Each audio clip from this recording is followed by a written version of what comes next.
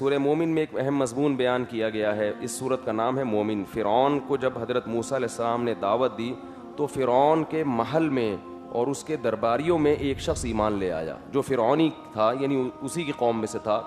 تو اس نے اپنی قوم کو سمجھانا شروع کیا. پہلے اپنے ایمان کو چھپایا، اس نے ظاہر نہیں کیا کیونکہ ڈر تھا قتل کر دیں گے. تو قوم کو کیسے سمجھایا؟ یا قوم لکم الملک اليوم ظاہرین فی الارض، دیکھو آج ہمارے پاس حکومت ہے. اگر موسیٰ علیہ السلام معاذ اللہ جھوٹے ہیں تو ان پر عذاب آئے گا، اور اگر سچے ہیں اس پہلو پہ بھی غور کرو. یعنی ڈبل دعوت کا انداز نا کہ بھئی دونوں آپشن پہ غور کر لو. اگر یہ جھوٹے ہیں تو ان پر بھی عذاب آئے گا، اللہ ان کو چھوڑے گا نہیں، اور اگر یہ سچے ہیں تو پھر ہماری خیر نہیں ہے. اس پہلو پہ بھی غور کرو. تم نے یہ کیوں ٹھانی ہوئی ہے کہ ان کو جھوٹا ہی کہنا ہے؟ اس پہلو پہ بھی تو غور کر لو نا. تو جب اس نے محل میں اس طرح تقریر کی تو فرعون نے کیا رپورٹ پیش کی؟ فرعون نے کہا ما اریکم الا ما ارا وما اهدیکم الا سبیل الرشاد. باتیں تمہاری کچھ سمجھ میں آ رہی ہیں، لیکن میں جو بات کروں گا نا وہ وہی بات کروں گا جو صحیح ہوگی. وہ صحیح یہی ہے کہ یہ جھوٹے ہیں معاذ اللہ. میں جو بات کروں گا وہ کیا کروں گا؟ صحیح کروں گا. تو وہ اتنی اچھی خبر پیش کر رہا ہے کہ بھائی اس پہلو پہ بھی تو غور کر لو کہ اگر یہ سچے نکلے تو پھر ہمارا ہوگا کیا؟ یہ تو اللہ کے پیغمبر تھے، جنگ ہو گئی ہماری. فرعون کیا کہہ رہا ہے؟ ما اریکم الا ما ارا، میں وہی کہوں گا جو میری سمجھ میں آ رہا ہے، اور میں ہمیشہ صحیح بات ہی کہتا ہوں، کبھی غلط بات میں نے آج تک کی نہیں ہے. تو ہمارے جتنے بھی حکمران ہیں نا وہ سب یہی کہتے ہیں کہ میں ملک کے وسیع تر مفاد میں وزیر اعظم اور صدر بننا چاہتا ہوں.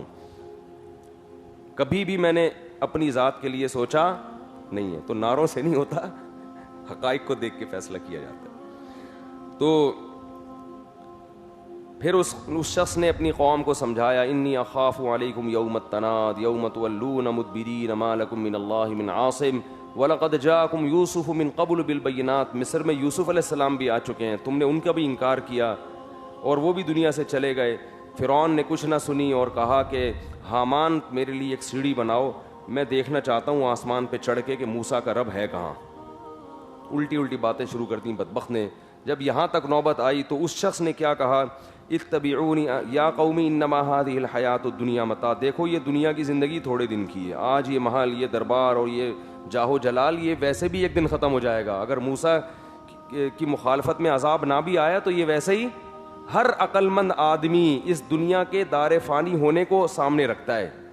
اس کے بعد آگے معاملہ چلتا ہے. جب تک دنیا کا فانی ہونا سمجھ میں نہیں آئے گا آگے کوئی بھی چیز سمجھ میں نہیں آئے گی. اس نے کہا یہ ختم ہونے والی ہے بھائی، اتنی نہیں ہے کہ یہ ہمیشہ نہیں رہے گی. ہم سے پہلے بڑے بڑے بادشاہ آئے ہیں. اور پھر ترغیب دی اور پھر کہنے لگا وَيَا قَوْمِ مَالِي أَدْعُوكُمْ إِلَى النَّجَاةِ. اپنے ایمان کو ظاہر کر دیا پھر اس نے، اور کہنے لگا مجھے کیا ہو گیا کہ میں تمہیں جنت اور نجات کی طرف بلا رہا ہوں، وَتَدْعُونَنِي إِلَى النَّارِ، اور تم مجھے جہنم کی آگ کی طرف بلا رہے ہو. پیغمبر کی مخالفت کیسے کروں میں؟ فَسَتَذْكُرُونَ مَا أَقُولُ لَكُمْ، عن قریب میری باتیں تمہیں یاد آئیں گی. عن قریب میری باتیں تمہیں یاد آئیں گی. اور میں نے اپنے ایمان کا اظہار کر دیا. وَأُفَوِّضُ أَمْرِي إِلَى اللَّهِ، میرے ساتھ کیا ہوتا ہے یہ میں اللہ کی سپرد کرتا ہوں. میں تیار ہوں ہر قسم کی سزا کے لیے. قرآن میں اللہ فرماتے ہیں فَوَقَاهُ اللَّهُ سَيِّئَاتِ مَا مَكَرُوا.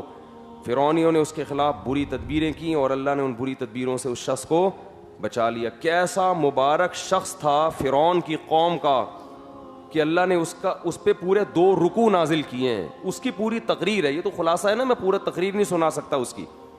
کیسا مبارک. اور اللہ نے ابتدا کیسے کی؟ وقال رجل مؤمن من آل فرعون. فرعون کی قوم کے ایک مومن شخص نے کہا یکتم ایمانہ، جو اپنے ایمان کو چھپائے ہوئے تھا کیونکہ اس کی قربانی بہت بڑی تھی. اس نے درباری ہو کے، فرعون کے محل میں ہو کے، حکومت میں شریک ہو کے بھی حکومت کو ٹھکرایا. کس کے لیے؟ اللہ کے لیے. اور پوری قوم سے ٹکر لے کے ان کے سامنے اڑ گیا. اللہ کو اس کی ادا اتنی پسند آئی کہ اللہ نے قرآن میں اس کا تذکرہ کیا. جو بھی پوری قوم سے ہٹ کے مخالفت کرتا ہے نا دین کے معاملے میں، خامخواہ کی مخالفت نہیں، دین کے معاملے میں، تو ہم دیکھتے ہیں قرآن اس کو ہائی لائٹ کرتا ہے. جیسے بنی اسرائیل میں موسیٰ علیہ السلام نے بنی اسرائیل سے کہا جاؤ جا کے قوم عمالقہ سے لڑو. تو وہ قوم کہنے لگی، بنی اسرائیل کہنے لگے بڑے لمبے چوڑے لوگ ہیں، ہم نہیں لڑ سکتے. تو 2 آدمی تھے نیک، پوری قوم ایک طرف، ان 2 نے کہا کہ کیوں نہیں لڑو بھائی. تو قرآن نے ان 2 کا تذکرہ کیا کیونکہ پوری قوم نہیں لڑ رہی. 2 کو خیال آ رہا ہے کہ بھائی یہ کیا کر رہے ہیں ہم. تو قرآن نے کہا وقال رجلان من الذین یخافون انعم اللہ علیہما. فرمایا 2 شخص کھڑے ہوئے جن پر اللہ کا انعام تھا. وہ اللہ سے ڈرتے تھے. انہوں نے اپنی قوم کو سمجھانا شروع کیا کہ تم چلے جاؤ, طاقتور ہے, لیکن جب اللہ نے مدد کا وعدہ کیا ہے تو تم غالب آؤ گے, ڈرو نہیں. تو چونکہ وہ بھی خاص ان کا مجاہدہ تھا نا, تو اللہ نے ان کا نام بھی قرآن میں الگ سے بول لو بھائی ذکر کیا. اس سے پتہ چلتا ہے کہ مخالفت میں جب دین پہ چلنا مشکل ہو تو قدر بھی اسی وقت ہوگی دین پہ چلنے. جب دین پہ چلنا آسان ہو تو بھی ٹھیک ہے, لیکن جب مشکل ہو تو پھر مزہ تو اسی وقت آتا ہے جب چلنا کیا ہو, مشکل ہو. سب مخالفت کر رہے ہیں, پھر انسان دین پہ چلے تو پھر ہے فائدہ.